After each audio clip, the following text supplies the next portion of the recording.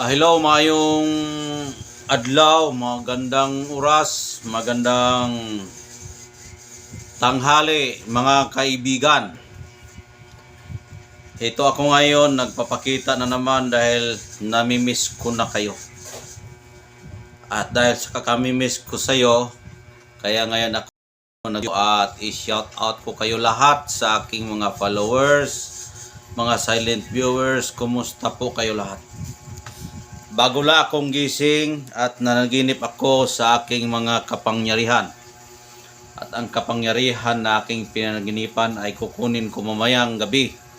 Dahil iba naman ngayon ang aking mga gabay. Gabi na naman magpapakita at gabi ibibigay. Kaya napaka challenges sa akin yung gabi ako magkuha dahil nga yan ang pinakadelikadong pagkuha sa anting-anting at agimat. Kaya nag-prepare ako sa aking katawan, nag-ensayo ako paano ako magsisimula dahil nga po ay napaka katatakot talaga ang pagkuha ng agimat paggabi. Dahil nga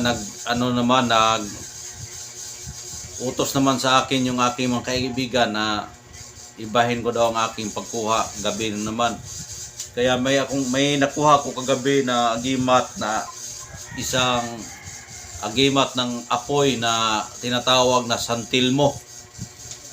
Kaya yung santilmo ay kinukuha ko kagabi at pinaglaruan ako kagabi ng aking kaibigang santilmo.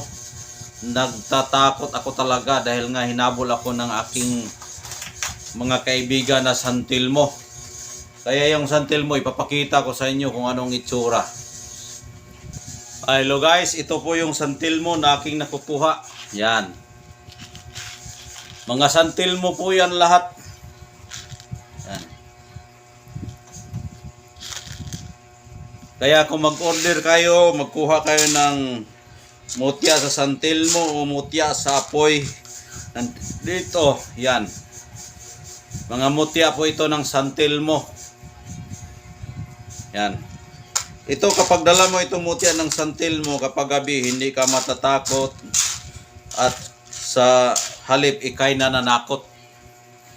Imbes na ikay matakot, kung madala mo itong mutya na ito, ikaw na ay mananakot.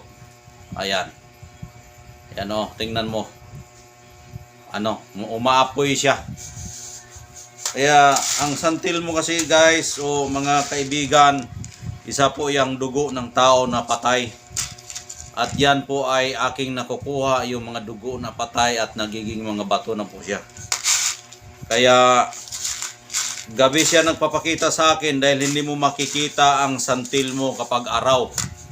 Ayan po yung mga mutya ng santilmo. Ayan po lahat oh. Ayan. Nagbabagang apoy po yan lahat. Buhay na buhay po siya. Kaya kung mag-order kayo ng santilmo, tawagan nyo lang ako para maibigay ko sa inyo yung mutya ng santilmo. Ayan po yung santilmo natin.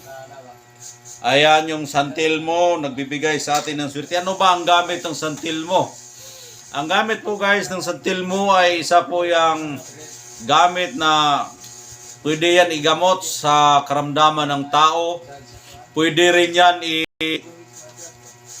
ihabak. Dahil nga yung santilmo ay isa po yung mainit-init para sa katawan ng tao. At ang tao na may sakit na malapit ng matay ay nagwawala kakunti-kunti ang init ng katawan. Kaya yung santilmo guys, is gamot po yan sa tao na malapit ng mamatay. Kung halimbawa ay kayo malapit na mamatay o bihira na lang yung buhay, ibabad mo lang ito sa maligam-gam na tubig at lagyan mo ng medyo malamig-lamig na tubig at maligam-gam na tubig. Ilagay mo sa baso, magbilang ka na 15 minutes, inumin mo na yung tubig na binabaran mo sa mutya ng santilmo. Kaya yung santilmo guys, napakaganda yan gamitin sa panggagamot, maganda yan gamitin sa pamproteksyon, maganda rin yan gamitin sa lahat-lahat guys, pangkalahatan mo yung ano guys, yung santil mo. Dahil guys, yung santil mo guys, pananakot at pampanipas po din yan.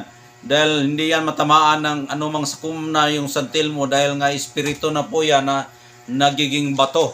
Kaya ang santil mo guys, kung nakakita na kayo santil mo sa bukid guys, ito po ang itsura guys. Ayan.